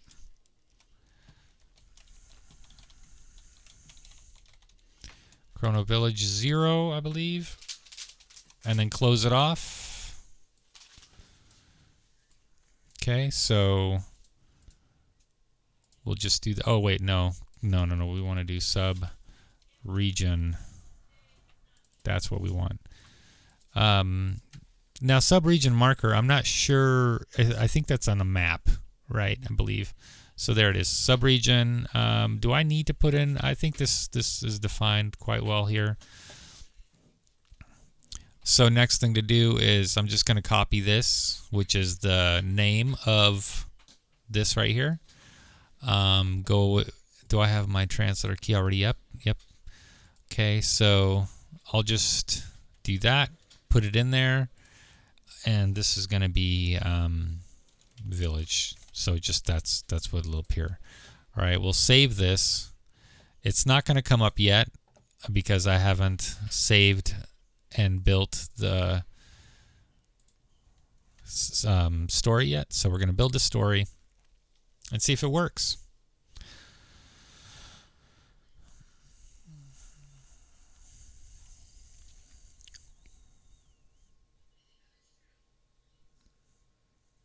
Takes a while. Takes a while to build all this crap. Now, if you noticed when I put in Chrono Village, it automatically filled that in. That's because that was the first time running the story editor. If I had this open and I added a new thing in there, I would have had to manually generate definitions, and then it would have seen it. Okay, build success, and you should have a build success if that happens. So what we're going to do is just I like to open project. I don't like to reload story or anything like that, or rebuild. I just like to open the project back up and reload the level that way. For some reason, it works better for me. Other people have different ways of doing stuff.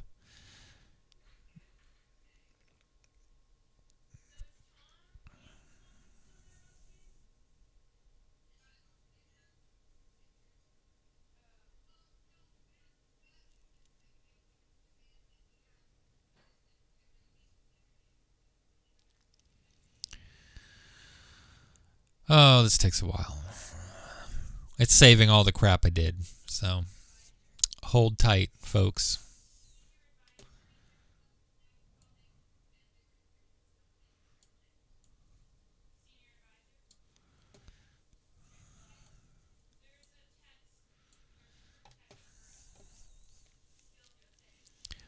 I should have saved it, huh? Yeah, I should have saved it before.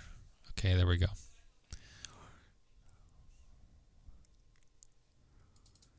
Go back into maps.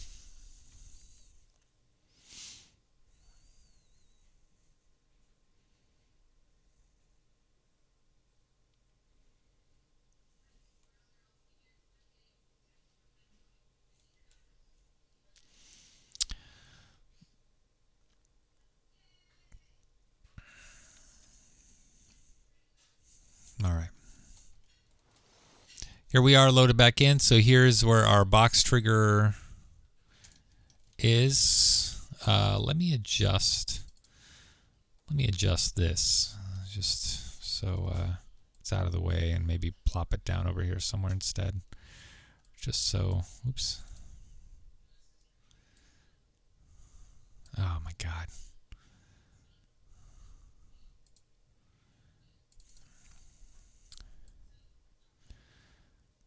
There we go. There we go.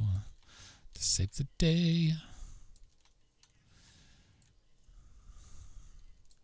You're probably like, just test it out already. All right, and we got our region thing here, or, that's where we are. Let's place our guy. Let's play it, and after we save it. Did we not save it? Okay, save it. Okay, all is saved. Go to play mode. All right, let's test it. Entered in. It does not work. So, yeah, we did something wrong. Did I do something wrong? What did I do? What did I do wrong? Should work. That should have worked. Let me check.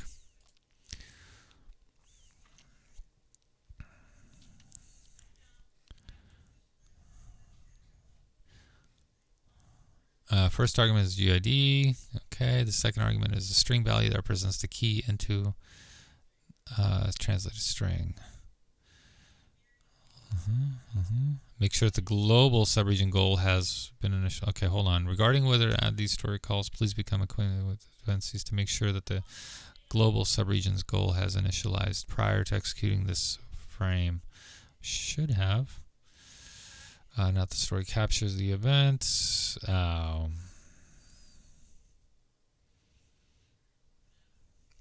think it has to be an event.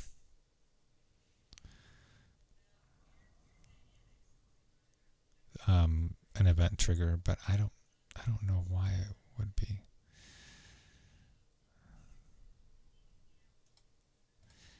It might have to be an event, because this should have worked. This should have been fine.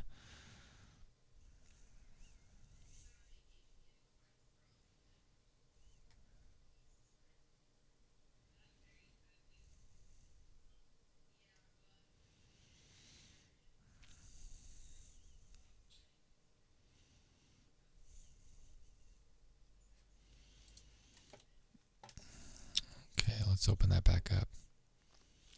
Didn't. No. I think the box triggers wouldn't work on that. I think it's got to be an event or region. But let's open it back up here. Let's take a look. Let's take a closer examination of Chrono Trigger map.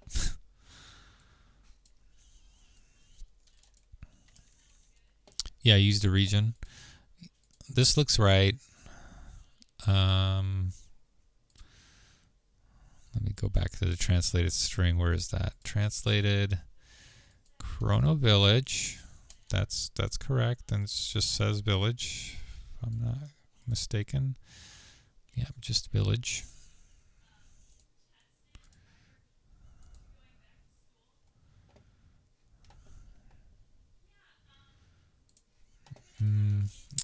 Yeah, let's try it with an event trigger.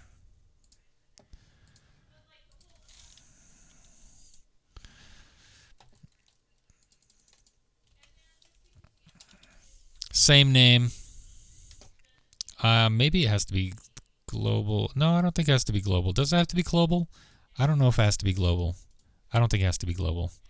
That'd be kind of weird if it did. And let's do that again. So everything's correct as far as it entering, but we'll do that. Okay, now because we have the story editor open already and we added a new item, we'll have to go File, Generate Definitions. Okay, and then we'll have to redo that because the GUID changed and we'll have to rebuild again. Let's try that. And I mean, that way we'll know for sure box doesn't work, event trigger does. They say box trigger, maybe what they mean is area trigger. I don't know. So we'll see. Maybe I'm not producing this correct. Oh, Chrono Trigger maps. I don't know if I think it's looking for the trigger name, not specifically the level name. Yeah, that wouldn't make any sense. Chrono Trigger maps is something else for me. So, all right, we'll see. That was a build success. I'm gonna do the whole save again. Okay, open project. Hopefully this is faster. It looks like it is.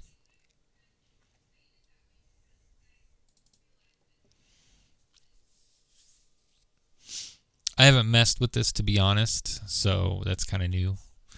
But now I'm kind of intrigued. If it works, I have to go back. I'll have to go back to all the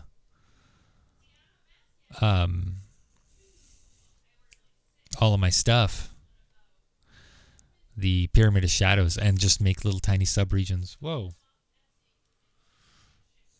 I lost track of my face. Okay. Okay, here's where our thing is. I'll put my guy down here. Let's play it. All we have to do is come over here, right? Ah, there it goes. Village. So we know it's event trigger, not a box trigger, but there it is. That's how you do it.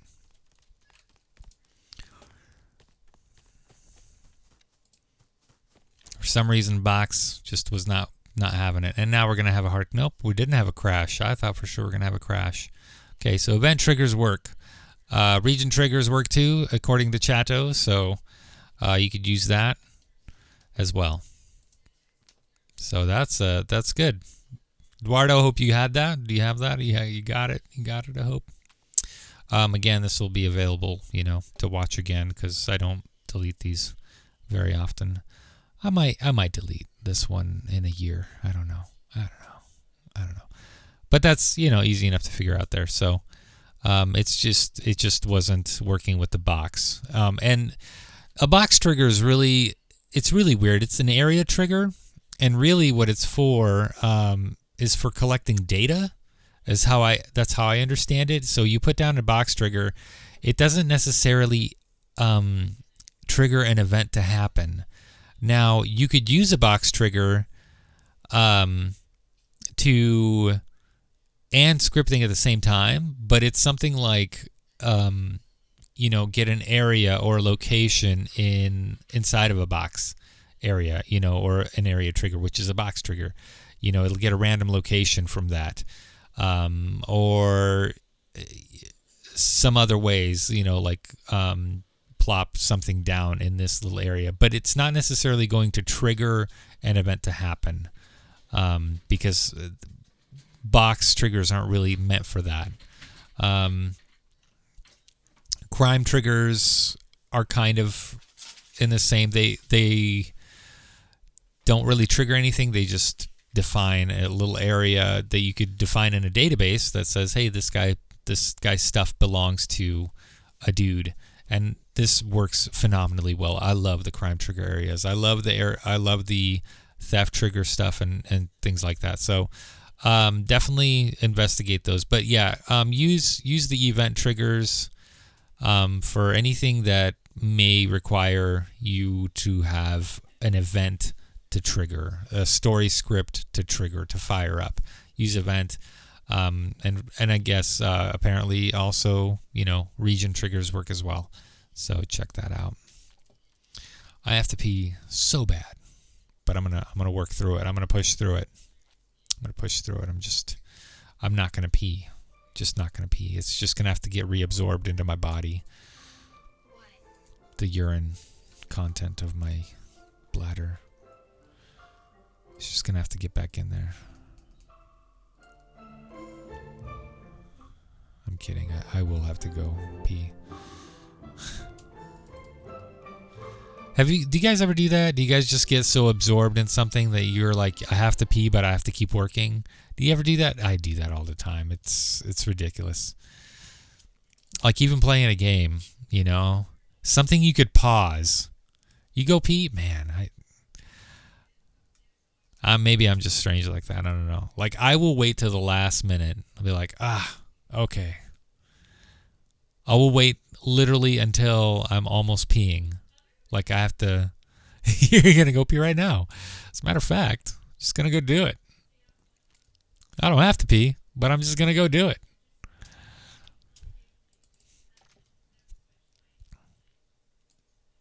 Like, and that's the same thing with art too. Like I was when I was in college in art class, taking my I don't know, during class, I'd have to pee so bad, but I'm just like, no, I'm drawing right now and I'm really into this, and literally until I am almost on the verge of like peeing my pants, I'll be like, okay, I got it. I should go take care of the business real quick. Kind of feel bad for wasting so much of it below ground. Yeah, I'll kill the fly in there, Liam. Oh my gosh. Why don't you kill it?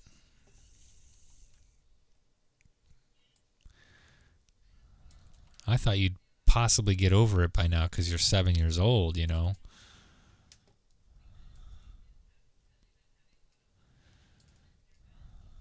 It's just a tiny fly. Just a tiny fly.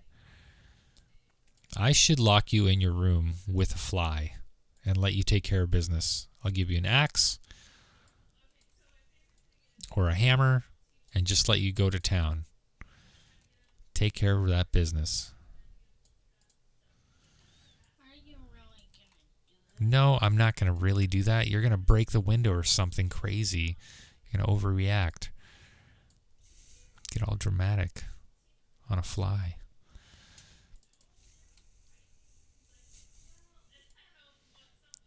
Give my kid a hammer to beat a stupid fly with? No way. Did you guys ever have any fear of insects when you were young? You know how I got over my fear of insects? I watched Arachnophobia. Yeah. I found out there's worse things than being afraid of a fly. It's being afraid of a horde of spiders. Actually, no, that movie kind of messed me up for a long time.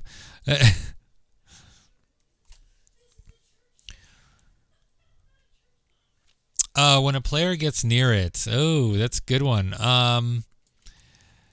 I don't think I have a script that does that. But let's look.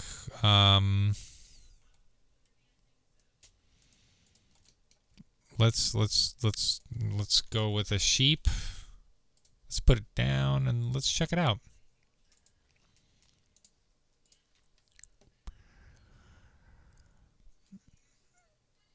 Puzz animal run away. Oh, there you go. See, look at that. Boom, Chatto for the win. So it's not the same as your story script. This is a behavioral script. And it's under here. You click on your guy, go there, and so animals react to crime, eats body parts, eat bones, eats fish, eats veggies. Okay, you could make it do stuff like, yeah, it'll eat veggies. That's great. Default character, so this is stuff that it'll do when it threatens, when combat, when there's danger. But Puzz...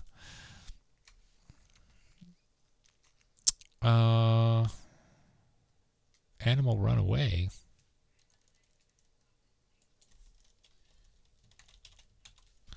There it is. Onesie. Animal run away.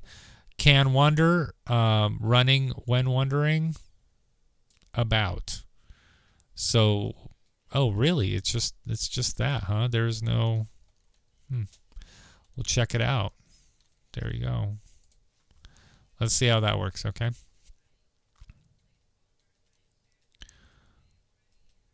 This is something Chatto has investigated. I don't use those because of an NPC that I have that can possess just about everything.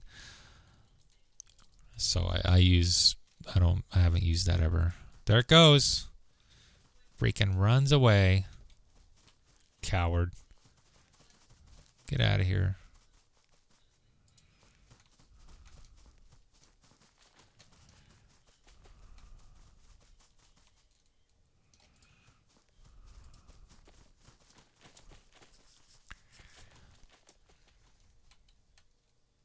Now, I don't know how far.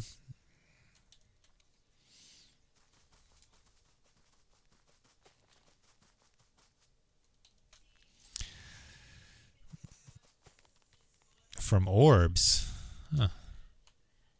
Now the weird thing here, let's see, it's still kind of running around. I'm seeing it kind of run around, you know. I wonder if you could sneak up on it and it going back to normal, because it looks like it's just still kind of running. It's not. You see that? Ah, spotted. Well, so when it's wandering around, it's, yeah. I am curious. Yeah, that's exactly what I was going to do, is the can wander is probably screwing that up. Which is weird. Why would it wander around while fleeing? Right. Can wander, 0. Running when wandering, 0. Right. Oh, maybe can wander is 1, but running when wandering, probably not a good idea. That's probably why it does that.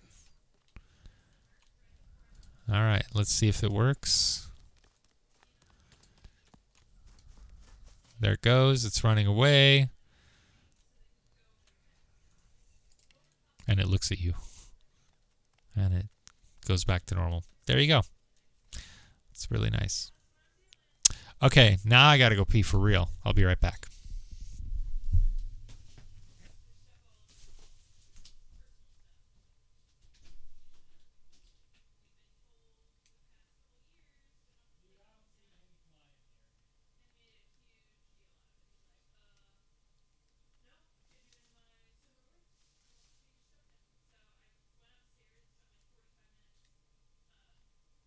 Do you see one in the toilet?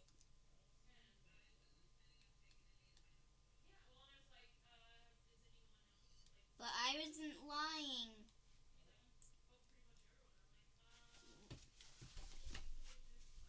What? I wasn't lying.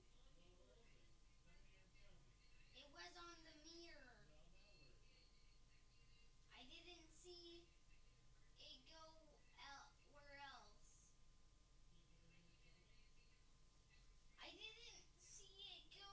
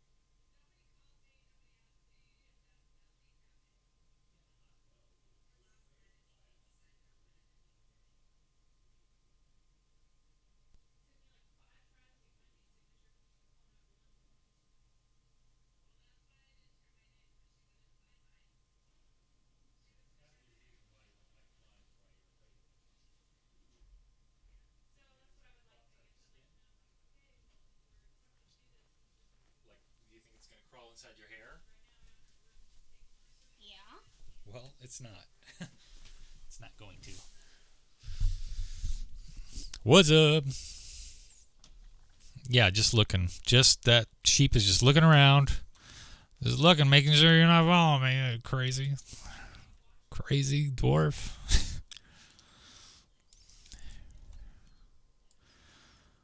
All right.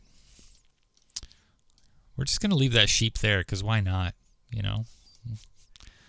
Why the heck not? Okay, where are we at here? Floating pieces. Is that a floating piece? Or did I? No, it's nothing. Yeah, boy.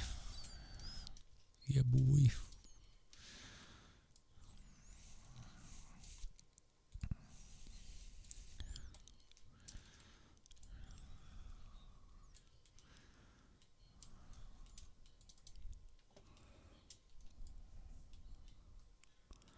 I might have the chickens do that because they kind of run slow, right? I mean, they're not very fast.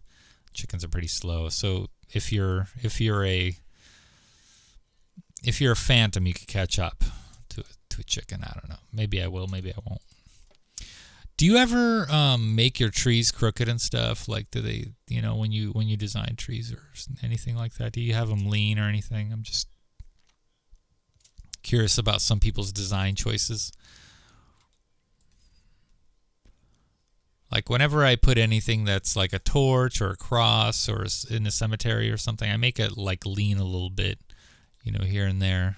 I don't have it conform all the way, or it's never like straight up and down. I try to, except for trees. Trees usually typically grow straight up,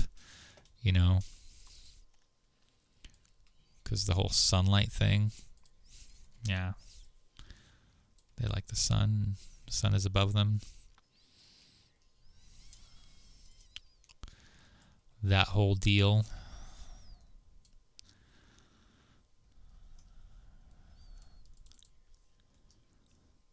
It'd be really interesting creating is the Zeal Island, the floating island of Zeal.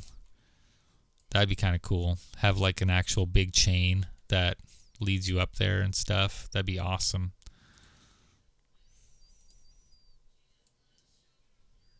I'd love to see that.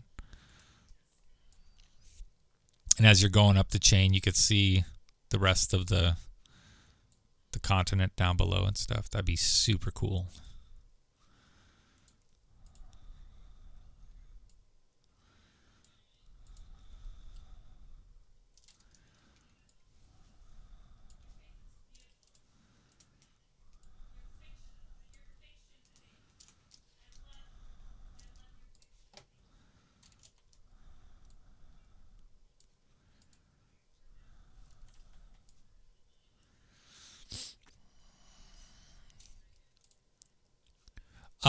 Eduardo, do you have Discord?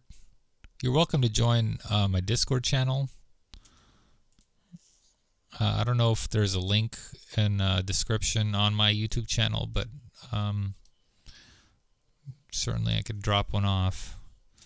But that's, there's some little tiny tips and tricks there, and we're typically pretty quick to answer any question that you might have. And I'm not really particular about like what people talk about on the main channel. Like I have different channels for things, but if you have a Divinity question, it's kind of well understood that, you could talk about whatever you want. At least I think it is. I hope it is well understood by everybody that's in my Discord, that you could throw out anything. That I'm not a stickler for keeping it in certain channels because, for one, I'm not a very big Discord channel in the first place. Jeez.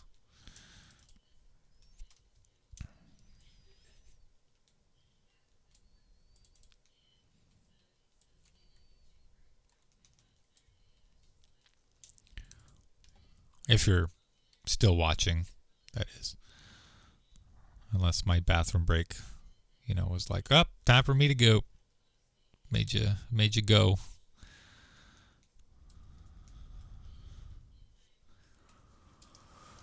Did I drop these down? I may have dropped them down so it looks like a cliff. Not these, though. Not this one. Maybe I didn't drop this one down. Yeah.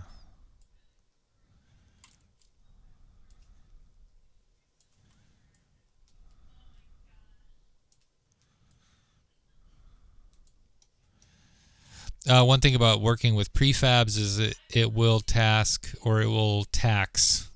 your PC a little bit harder because it's moving a whole bunch of stuff at once. I noticed that with walls too. Walls just it'll just crush your PC. At least it crushes mine, and I don't know why. I mean, my specs are pretty high. Chato, got to go. See you bedtime. What time is it? Oh my God, yeah, it is bedtime. But you don't have to work tomorrow. I mean, not really. Hey, so Friday, tomorrow, absolutely down for going through some levels. If you don't mind, I want to stream it because I absolutely love the mod that you made, and I want to stream it if you don't mind.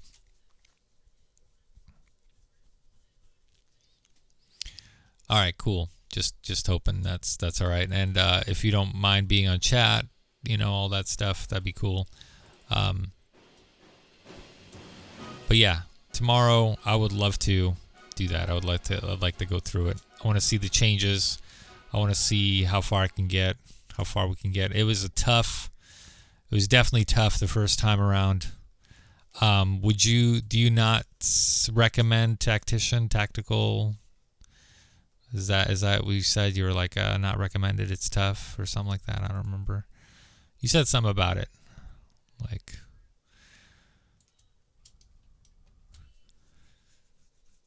oh, you want me to solo it? to solo it. You want me to solo it?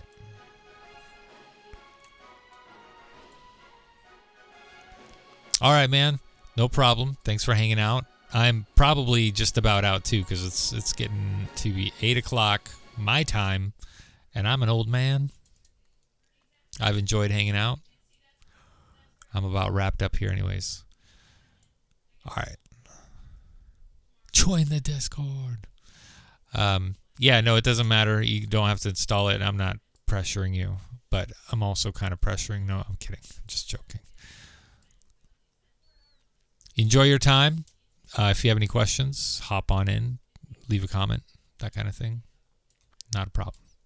I'm going to wrap this up and then sign off myself. Probably a decent time for that, right? Anyways, you guys have a good night. Take care. I'll see you tomorrow.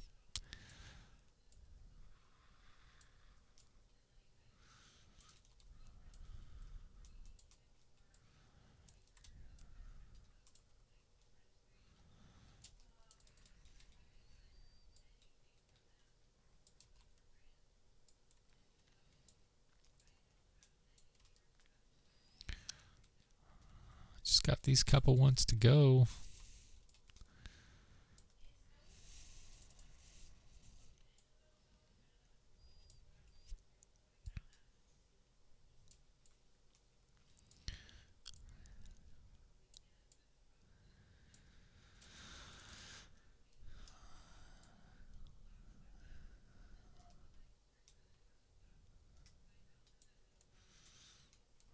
That, I think, wraps it up. I think I've done everything that I wanted to do as far as rock placement goes and just all that. I'm going to make one quick round here. Looks about right. Yeah. Okay. It's a quick look over. Quick look-see. Yeah, looks good. We're going to take we're going to walk around on it a little bit later. Drop this way down. That was a little too high up. Walk around, see how it works as far as walking goes, and then, yeah, everything should be aligned. Everything should be good, and then we'll get into instance painting, which I'll explain a little bit of it, how to do some stuff on there, because Instance Painter, it's something that you really need to have a good grasp on, and especially the visualize batch thing here. So you don't really see anything yet because I don't have anything selected, but that will start to happen as you lay some stuff down. The grid is important because you're going to see how many instances you'll have. Also, like over here, that should be something that pops up. There we go. So you'll have that come up, and this is the grid, and then it'll expand as you start laying things down. And per grid, you'll have average instance counts and all that stuff. So this is really a useful tool to use to keep your memory, down and all that stuff. So we'll use this later on, and thanks guys for watching. I'm out of here for tonight. I'm going to save this. Adios and good night. I'll see you guys on tomorrow, actually, for the playthrough of Levels by Chateau. All right, see you guys.